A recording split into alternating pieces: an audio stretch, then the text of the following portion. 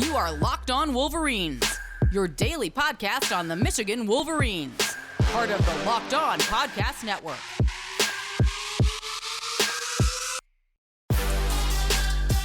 Happy Tuesday. That's right. We're doing two in a row. We're actually doing the thing. Locked On Wolverines podcast, part of the Locked On Podcast Network, where it is your team every day. I am your man on the ground, Isaiah Hole, publisher of Wolverines Wire. And yet again, another special guest. Second day in a row for that as well. Today we welcome on Anthony Treash, one of our favorites from Pro Football Focus, to discuss a little bit about Michigan in the offseason. So, Anthony, thanks for joining us, man. Yeah, thank you for having me on. Absolutely. So let's get right into it, because I think what's you guys, well, I look at, all these different preseason ranking type things that we see. And we've seen just generally Michigan's been around in and around the top 10, but they haven't necessarily got a ton of hype. But you guys have them. I feel like you had them at what, 7th or I can't remember offhand. I looked at it last night and my memory has just been awful. Do you remember where you guys have them? So on my way too early top 25, I actually had them in the top 5 there. In our power rankings, which on the website right now, it could be by the time this goes live, change to the next season. But our guy, Eric Eager, the executive director of R&D, he's working on getting the simulation results up and the power rankings up. And, from what I've seen, it looks like Michigan's going to be a top 5 team there as well. So I think that's where we're going to end up being right there, which, kind of looking around at other people's, way too early top 25s, it seems like that we're kind of on the higher end of the scale as far as, how we view Michigan for the upcoming season. You know what? I thought it was 5th, but that was the thing, is I was like, oh, I think it was 7th. But I was going to say you tend to be a bit more optimistic on Michigan than most. Can you I think we all kind of probably know why, but can you elucidate a little bit on what makes you think that Michigan is going into this next season as a top 5 unit? Yeah, it's going to be interesting. And I think the quarterback situation plays a big part in that, who's going to be the starter for the whole season. But I think no matter what, that offense, compared to last year, it was definitely the defense that carried them up. They had a strong run game, but, overall, it was the defensive unit. Why in Aiden Hutchinson, why, Michigan made it to the college football playoff. I think next year, if they're able to match the success on paper, I think it's going to be because of the offense, just given all of the talent that they have and some of these younger guys that look ready to step up. And of course, kind of going back to what I said, the quarterback position, I think that's just kind of the big question mark there. And I think they can sustain that top 5 spot if JJ McCarthy's the guy, but it's not looking like that, obviously. But we wouldn't really get like a true competition this past spring because JJ was out with an injury. It looks like Cade McNamara is going to be the guy, perhaps on a short leash. But I do think just McCarthy offers far more upside. It's definitely, you can see that between the differences in arm talent. McNamara is a little limited, but I mean, JJ he has all the tools there. It's just all about whether or not he's ready. And of course, getting the health back, back to 100%, I think is a big thing too. So, I think that's the big wild card and, what's going to really decide Michigan State. But at the end of the day, that they have an absurd amount of weapons. I was actually doing some work for the PFF College Football Preview magazine that's going to be up early July, I think July 5th, but that's not set in stone. I think that's a penciled in date. But that's what we're aiming for. And I was trying to pick one breakout candidate for Michigan. It's like, man, they have like 5 on offense I could pick from. I was like, this is a tough decision just to pick one. But they just have a lot of talent there. Blake Corum, I think, is one of the top 3 returning running backs in college football. Obviously offers just electric speed there. And running backs are very valuable in college football as opposed to NFL. So if you're set there, and I think they're definitely set there, then that can be very valuable for your offense. Of course, getting Ronnie Bell back from injury. And again, the rising talent there. So it's definitely the offense, just seeing the ceiling that they have. Their ceiling is higher than, I don't know if it's going to be Ohio State levels. Maybe not even, it could get close there, but I would say their ceiling is offensively is a top 3 offense in the country. And that's why I have them there in the top 5. Well, that's interesting because we haven't seen that in some time, really, probably since Rich Rodriguez was the head coach when Michigan had one of the top offenses in the country with with the spread, but they had no defense. So when you look at this offense, like you mentioned Blake Corum, you mentioned Ronnie Bell, and obviously the Cade JJ part, how much do you factor in that you have the bulk of the offensive line returning, and instead of Andrew Vistardis at center, you've got Olu Oluwatimi, who was a Remington Award finalist? Like how much do some of those guys, or even the tight ends, just that returning production, how much does that factor in for you with the offense? Oh, it's significant. I mean, that's a very big piece of the puzzle. And I do think, especially with that offensive line, I mean, Olu, to me, I still need to get used to pronouncing that name. It's a mouthful, but I mean, he was one of the best centers in the country last year. Like you said, a Remington Award finalist, and Remington works very close with us here at PFF to kind of get those finalists. And, you look at the PFF grades, you can see that, I mean, he was one of the highest graded centers in the country last year for Virginia. And I think what was most impressive, I mean, Tyler Linderbaum of Iowa, he was deserving of the award. I mean, he was absurd. He was the best center I've ever seen. But, you look at what he did at Virginia, playing in that offense. We were just under so much stress with how much they threw the ball and how many true pass sets he got. And he still produced at a very high level. I think that's encouraging. That's a very big addition. One of the most underrated transfers, I would say. Getting Eric Allback too. I mean, I think he's a guy that's going to be in line for a possible breakout this year. I mean, he was one of the guys I was like, I think he's already good. I can't really say he's a breakout, but I do think he has a chance to take that next step, forward there. So that returning production there. And again, even too, like I mentioned with Ronnie Bell, who was unfortunately, of course, hurt last year, very early in the season, looking back what he did the year before, I mean, he was a very productive guy, especially when he's in the inside. It'll be interesting to see the way they can use him. But, I think that returning production is a big key in that when you keep those key pieces, and you do lose someone like Hassan Haskins, but with Hassan Haskins, you have Blake Corum. Blake Corum now gets more extended run, and Blake Corum actually produced better in a lot of metrics here at PFF, when taking efficiency into account than Hassan Haskins, even though Hassan Haskins was clearly a great back. So, that's very much a key piece into that. And, pair that up with all of the other guys like the Donovan Edwards and the AJ Hennings of the world. And, you can really get excited about what this offense could be in 2022. All right. Well, we've talked a bit about offense. Let's talk about defense, but let's do that here in just one moment.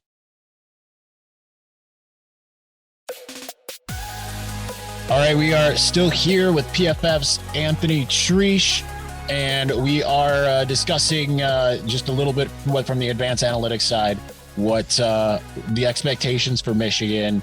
PFF, or at least Anthony, has Michigan as a top 5 team. Looks like PFF as a whole is going to follow suit. But as you said at the top, the defense is what really kind of carried Michigan a year ago. They go into this next season with a lot on offense. And kind of when I was writing for one of those preview magazines as well, and doing it, we're supposed to denote starters, right? And when it comes to offense, like technically some of them aren't starters at Michigan, so I didn't denote them. But then it's like, well, Michigan lost Hassan Haskins, Michigan lost Andrew Vistardis and Andrew Stuber. But then when you actually start like kind of going through, it's like, well, they lost Hassan Haskins, but Blake Corum started pretty much all, is him and Haskins started. And then you have Olu, who started at Virginia. So they don't lose a lot, but you look at the defensive side of the ball, it's a little bit different, obviously, losing so many guys. With that in mind, where do you think this defense can go this year under first year defensive coordinator Jesse Minter, who does come, he comes from Vanderbilt via the Baltimore Ravens and is going to be running the same scheme. So what do you think that the floor and the ceiling is for this unit? Yeah, I think it's looking like a boom or bust unit, and it's very hard to project just given, like you said, all the talent that they did lose last year. And I do think losing someone like Hutchinson, I mean, he's irreplaceable, right? I mean, you're not going to find someone that can do what he did. I mean, he did unprecedented things. So it's going to be hard to, replace that kind of guy who, I mean, broke the record by a country mile in the most valuable season we've ever seen from a defensive lineman in the PFF college era. I mean, much better than even Chase Young, Nick Bosa, Joey Bosa. So, I mean, he was the cornerstone. And I think if you even return the rest of the defense and you just lose him, I still think we're still having some issues. But, kind of adding in some of the other guys, I think there's a little reason for concern, but, there's definitely potential there with some of these guys. I mean, I do like DJ Turner, cornerback. I think he's one of the top 10 returning cornerbacks nationally. I mean, he was very good, it impressed me in coverage last year. And, that's not easy to do, even at the collegiate level. So they do have some potential. But I do think you look at that unit with Michigan's offense, I can at least project, I think, a pretty reasonable and safe floor. It's just whether or not they stay at that floor, gets that ceiling like I was talking about. With their defense, it's hard to find a safe floor. I mean, it's kind of a concerning floor, just given some of these guys that they're going to need to step up, because it's going to have to be multiple people in that unit. Yeah, and that is one of the things, but they do talk about how much that they really like Mozzie Smith and Mike Morris, and they seem like genuinely excited about those guys. Then again, we've heard those types of things in the offseason before, and it's not new that for Michigan staff to kind of prop up certain guys going into the season. But outside of DJ Turner, is there anyone that you look at and say they had a really good 2021? I expect them to be even better this next year. And I know that you're not going with a very large sample size since they did lose so many people on defense. I will say, I tell you mentioned Mozzie Smith and Mike Morris. I went back and watched those guys after kind of hearing some of the propaganda coming out with them. And, I understood like the whole thing, this has happened before, but, I did. Hopefully Mike Morris proves me wrong. I didn't quite see it there, but Mozzie Smith, I will say, I think he's a chance to be a really, special interior defensive lineman. I think he's a guy that could really break out. I mean, what he did last year, first year starting, being a key piece for that defensive front. I mean, he was a very good player. I mean, he was good against the run and as a pass rusher, just consistent across the board. And I think you look at that, in his skill set, I mean, he can really take that next step forward. But then again, I mean, there's only so much interior defensive lineman can really offer. That's also the same, piece of the puzzle. So, I do expect him to take that next step forward. He didn't crack any of our top 10 returning player position rankings. He wasn't there with the interior defensive line, but I would not be surprised if by the end of the season saying, yeah, of course, Mozzie Smith's the top 10 interior defensive lineman nationwide. I think he has that type of potential. Mike Morris, again, I didn't really see it. Hopefully it proves me wrong. But I do expect Mozzie Smith to be that next guy. I think he's probably, taking out positional value defensively. I think that's Michigan's second best player behind DJ Turner. Now, I do want to know before we let you go, I am curious, looking to the school down south, Ohio State, because obviously I know that they're ranked higher than Michigan in every conceivable preseason ranking. And I think that makes sense given the offense, and or at least given you got CJ Stroud still. But the defense, it was not great last year. I mean, it improved and then it kind of fell apart the last couple games against Michigan and Utah. They brought in Jim Knowles. When you kind of have an overarching look, come from your 30,000 foot view, because if you read anything that anyone in Columbus has to say about Michigan, they're like, well, that was a 1-year aberration. There's no way that they're going to beat Ohio State again for the foreseeable future. How much do you, how honest do you think that might be? Do you think that the defense is going to be able to take a giant step forward under Jim Knowles? Do you think that Michigan's still going to be in a good position, assuming the defense and offense look at least kind of like what you envisioned so far? Do you think that Michigan has a pretty good chance to go in and get yet another win against Ohio State? What are your thoughts about where the Buckeyes are? Yeah, I think if Michigan's going to, go back-to-back years, knocking off Ohio State, I think it's probably we're going to have to see, again, I'm pretty, high on JJ McCarthy. I think he's going to have to be the starter, and he's going to have to kind of be the quarterback I think he can be. And then not only that, I think we're going to have to see an Ohio State defense, struggle like they had the last couple of years, which I like Jim Knowles. I think he's one of the best defensive coordinators in the country, but I do think for at least this season, they could still have similar issues to what they had the last couple of years, but for different reasons. It's going to look completely different defensively from what they kind of done. Of course, sticking to their gun. They love that single high system before. Now they're getting that 3 safety look, and it's just going to be a completely different ball game. And of course, for some of these players, they've been there, changing systems. that's going to be a little bit of a, learning curve there. And, some of the talent that, they did lose. And I think it's just going to be hard to kind of, breed these guys up. But I do think that there's still talent there. Of course, you have Burke at corner, excellent freshman campaign last year. He's possibly going to take that next step forward. He's one I'm keeping an eye on. They have 5-star talent along the defensive line still. I mean, Jack Sawyer, we saw a little bit in the spring game from him, those flashes. I think he has breakout potential too. But I still think that the overarching theme of that defense is still not great. There's reason for concern. Offensively, on the other hand, there's very little reason for concern. They have one of the best offensive systems there. I think they have the clear-cut best receiver in the country with Jackson Smith and Jigba. I mean, we saw it in the Rose Bowl last year, but I mean, even since he first showed up on campus, you just saw the little flashes there. And, I thought he could be, better than even, Wilson Olave at some point. And I think he could get to that level this year. I mean, he was actually the highest graded Power 5 receiver this past season.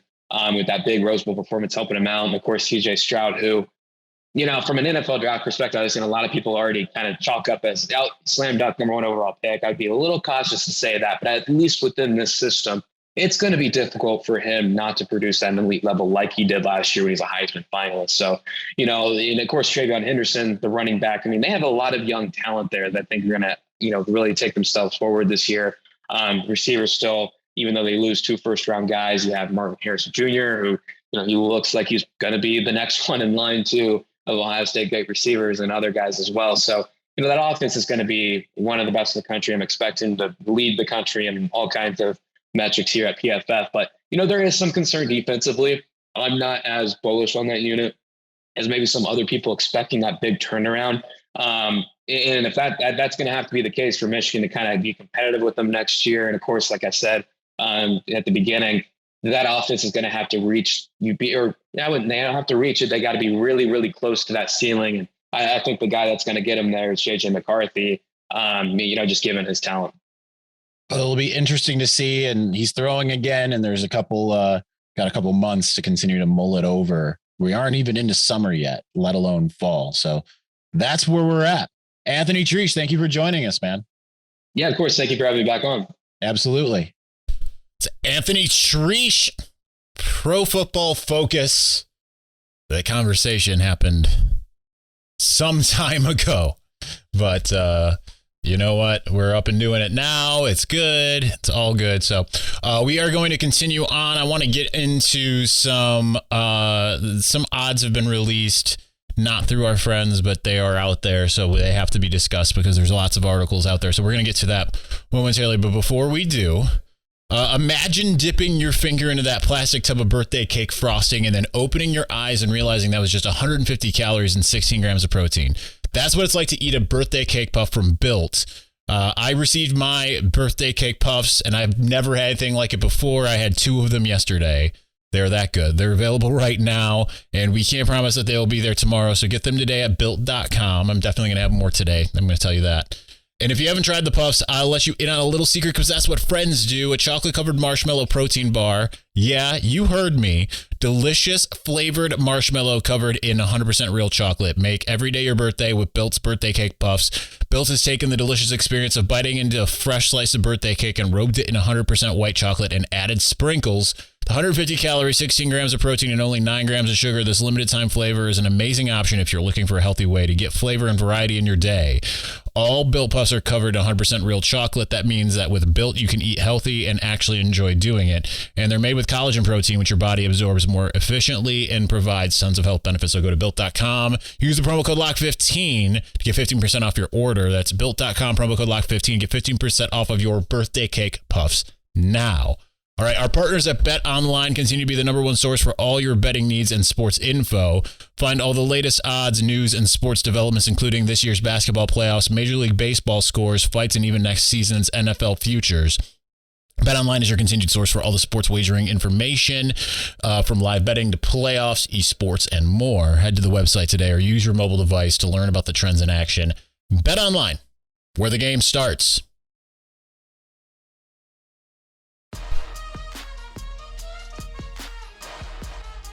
All right, we're just going to spend a few minutes here going on. I believe it's FanDuel that released the first few, not futures, but lines for some of these games. Not for every game, but for some of the big games. Michigan is favored in every game, it looks like, other than one. Because, of course, you figure if Michigan's favored against some teams like Iowa, certainly they're going to be favored against Hawaii. Certainly they're going to be favored against UConn, so on and so forth. So there was 5 games released for Michigan. They are favored by 4 against Iowa, at Iowa. The next 3 are at home. They're favored at home against Penn State by 6.5, almost a touchdown. Against Michigan State by 8. Against Nebraska by 11.5. And then they are underdogs against Ohio State by 13.5, which seems a little high to me. That seems like we're living in last year at this time. Not as if Michigan returns its entire offense. I understand Ohio State's offense is formidable. Michigan's defense is questionable at this moment when we don't know exactly what it will look like. But it's on the road in Columbus. But I think that jibes well, right? Like I put out my game by game predictions over the weekend. I had Michigan going 11-1. I had Michigan losing at Iowa. Do I actually believe Michigan's going to lose at Iowa? I do not. But I had to have a loss. I think if Michigan's going to lose one that isn't Ohio State, I think it's probably Michigan State. Why? Because Michigan State tends to, for whatever reason, play that much better in that game. And Michigan tends to, like Michigan, wasn't that Michigan was underrating Michigan State, but it's like almost like they stopped playing. A bunch of things went wrong and they just kind of had this, all right, well, here we go type thing. You know what I mean? So it's just a weird game. But I had already predicted that. I decided to switch it up because it's just like I also, just like with Iowa, where I look and say, okay, really good defense, but Michigan's offense had their way with them last year. I don't see why they wouldn't be able to do it again this year. And they have no offense and they don't really have anything coming in that makes me think that they're going to be significantly better. Penn State is kind of status quo. I think they'll be better than they were last year, but I still think it's a kind of program that's very, at least this year. I think next year it will be really good, just based off some of the recruiting that they've had. Michigan State, I mean, again, tons of losses, really nothing that comes in that says, okay, yeah, they're just going to take a big step forward. Now, I like their running backs, of course. They've got the Colorado kid from Colorado. They got Jalen Berger. I mean, I don't think it's going to be Kenneth Walker level. They have to replace pretty much their entire offensive line, if I'm not mistaken, and that offensive line wasn't good to begin with. And we'll see if the transfer portal helps their defense because the defense was just bad last year. Nebraska, I think that line's a little high, but I mean, at the same time, the Cornhuskers, they do lose Taylor Martinez. There's some questions as to how much better they will be, but I mean, that was a team that put the fear of God into just about every team it played. So it certainly could stand to reason that they will be a lot better this year once they learn how to kind of close out games. But a lot of it depends on that quarterback. And then Ohio State at almost 2 touchdowns on the road. I mean, before Jim came to town, it seemed like Michigan would always get that game, keep that game pretty close.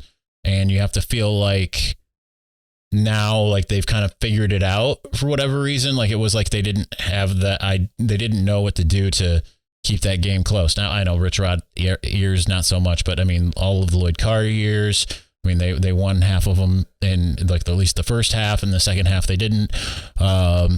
Obviously big failure in the Rich Rod years. Brady Hoke years was 1 win, 3 losses, but those 3 losses were all close. And Jim, blowout loss. Win, I was going to say win to me in our hearts. It's a win in 2016. Relatively close loss in 2017. The score was bigger than how close that game actually was. 2018, obviously blowout. 2019 blowout. No game in 2020, and then Michigan kind of beat the brakes off of Ohio State last year. So I think it's one of those things where, like I always say, college football media, and I'll include those who make the odds and everything, tend to live in this kind of fantasy land where the really good always remain really good. And I'm not saying Ohio State won't be really good, because they will. But it's I didn't look and see what like Clemson's lines are, but I wouldn't be surprised if like Clemson, for instance, was picked to win just about every game as well. Granted, I don't know their schedule in here. I'm just trying to look, but it's futile. And then, USC, Texas are always great in their eyes. And then they have a 5-win season. It's like, oh, well, they'll be an 11-win team next year. And it just doesn't happen. So I don't know, but that does seem really high to me.